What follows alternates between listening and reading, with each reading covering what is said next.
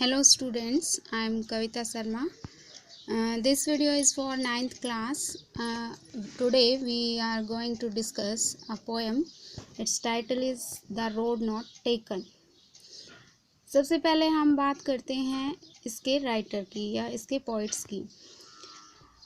This well-known poem is about making choices and the choices that shapes us.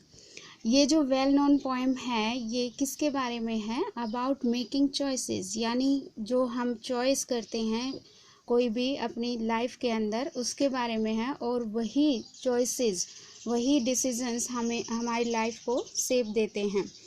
Robert Frost is an American poet who writes simply. और ये poem किसकी है? Robert Frost की है, और वो बहुत ही जाने माने अमेरिकन पोइट हैं जो कि बहुत ही सिंपली लिखते हैं, बहुत ही सिंपल लैंग्वेज में लिखते हैं, बट इंसाइटफुली का मतलब होता है सूझबूझपूर्ण.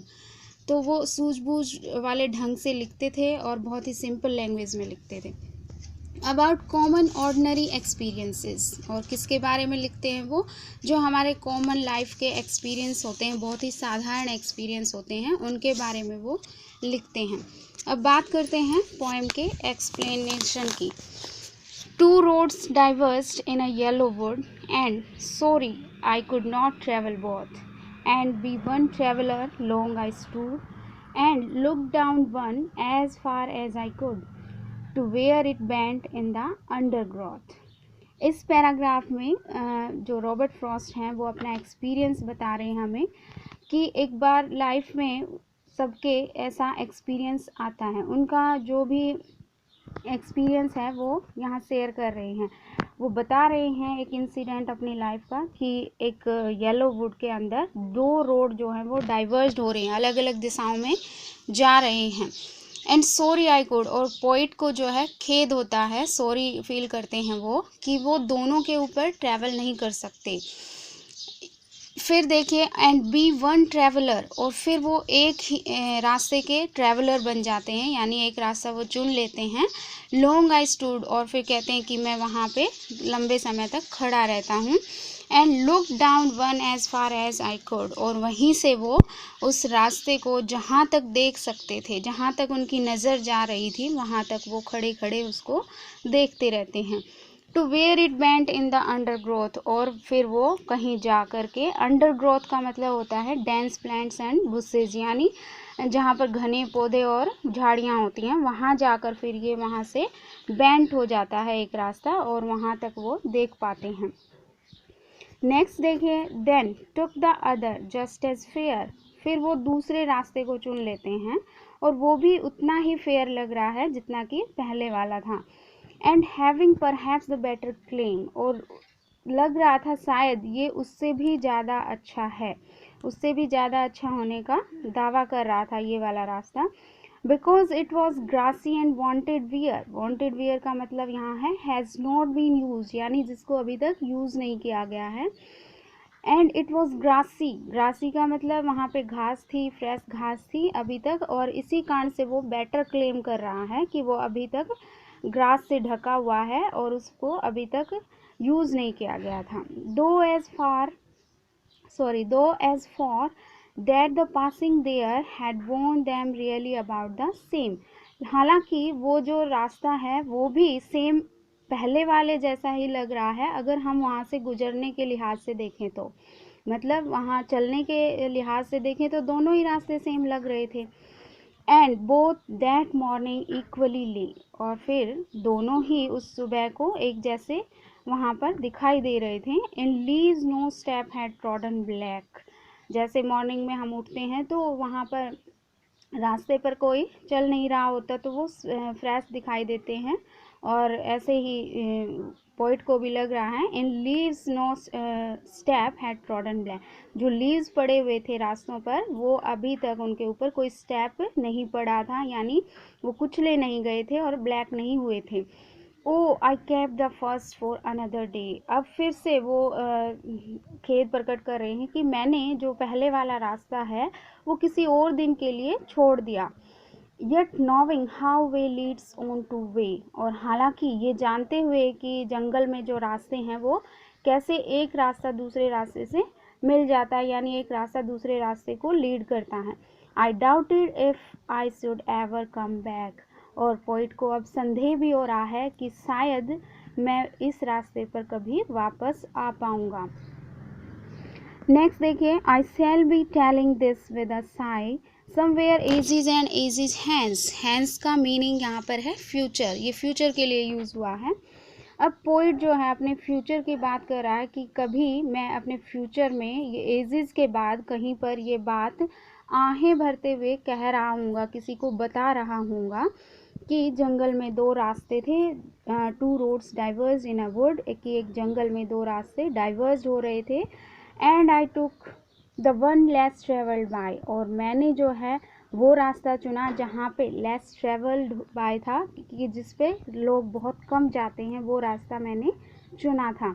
And that has made all the differences, और उसी के कारण जितने भी कॉन्सिक्वेंसेस हुए हैं वो सभी हुए हैं, उसी डिसीजन के कारण, उसी रास्ते को चुनने के कारण ये सब डिफरेंसेस उसकी लाइफ में हुए हैं। That's all. Now we will discuss its summary. The road not taken, सबसे पहले हम बात करेंगे रॉबर्ट फ्रॉस्ट जिसके द्वारा ये लिखी गई है। थोड़ा सा इंट्रोडक्शन हम पोइट्स के बारे में देते हैं। Robert Frost is an American poet who writes simply but insightfully about common ordinary experiences. ये बात आपकी बुक में भी है और ये हमने यहाँ समरी के अंदर भी लिखा है। रॉबर्ट फ्रॉस्ट एक अमेरिकन पोइट थे जो कि बहुत ही सिंपली वे में और इंसाइटफुली ऑर्डिनरी एक्सपीरियंसेस के बारे में लिखते हैं, जो अपनी लाइफ में कभी ना कभी कोई ना कोई इंसान ज़रूर फेस करता है। वो ऐसे एक्सपीरियंसेस को अपनी पोएम्स में लिखते थे। अब बात करते हैं इसकी समरी की। The poem depicts the confusion which prevails in modern life as the modern man does not know which way to go and it is very difficult for him to make a better choice। इसमें बात कर रहा है poet कि जो modern life है हमारी, आजकल की जो आधुनिक हमारी ज़िंदगी है, उसमें कन्फ्यूजन है, वो प्रिवेल्स है, चारों तरफ फैला हुआ है कन्फ्यूजन लोगों की लाइफ में। और जो मॉडर्न मैन है वो ये चीज़ें नहीं जानता, वो ये बात नहीं जानता कि उसको कौन सा वे चुनना चाहिए, किस रास्ते को उसे जाना चाहिए, और ये बहुत ही डिफ़िकल्ट होता है उसके लिए कि वो कौन सी चॉइस बेटर है उसके लिए और किसको वो चुने। तो इन सभी बातों का उसने इस पोएम के अंदर जिक्र किया है। नेक्स्ट देखिए, in the poem the road not taken, the road symbolizes our life. यहाँ पे जो रोड की बात हो रही है पोएम के अंदर, वो किसको सिम्बोलाइज कर रहे हैं, किसको प्रतीक, किसका प्रतीक है वो हमारी लाइफ का है, हमारी लाइफ को सिम्बोलाइज कर रहा है यहाँ पर road. The poet says that the path that we don't choose. अब यहाँ पोइट ये बात कह रहे हैं कि जो पाथ, जो रास्ता हम चूज़ नहीं करते हैं इन आवर लाइफ, अपनी लाइफ के अंदर, द रोड नॉट टेकन, और वही द रोड नॉट टेकन है, यानी जो रास्ता हम चुन नहीं पाते अपनी लाइफ के अंदर, उसी को पोइट ने द रोड नॉट टेकन कहा है। He describes his feelings about the choice that he had left in the past. और इसी पोएम में वो अपनी इन भावनाओं को व्यक्त कर रही हैं जो कि चॉइस के बारे में थी, जो कि उसने अपने पास्ट में छोड़ दी थी, जो चॉइस या जो रास्ता उन्होंने छोड़ दिया था।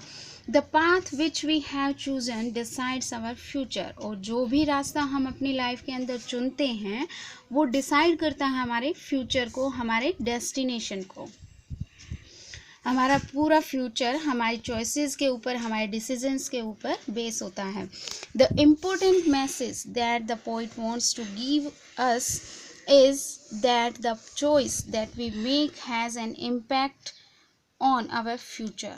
इसमें जो इम्पोर्टेंट मैसेज पोइट हमें देना चाहते हैं वो ये है कि जो भी चॉइस हम बनाते हैं या जो भी डिसीजन हम अपनी लाइफ में लेते हैं, उसका पूरा इम्पैक्ट हमारे फ्यूचर पे होता है। हमारा फ्यूचर उसी का कॉन्सिक्वेंसेस होता है, उसी का परिणाम होता है। And if we make a wrong choice, और यदि हम एक रॉन्ग चॉइस बनाते हैं या लेते हैं तो क्या होता है, वी रिग्रेट इट, हम इस पर पछतावा करते हैं। But can not go back on it, लेकिन हम उस पर वापस नहीं जा सकते, सिर्फ पछतावा करके रह जाते हैं।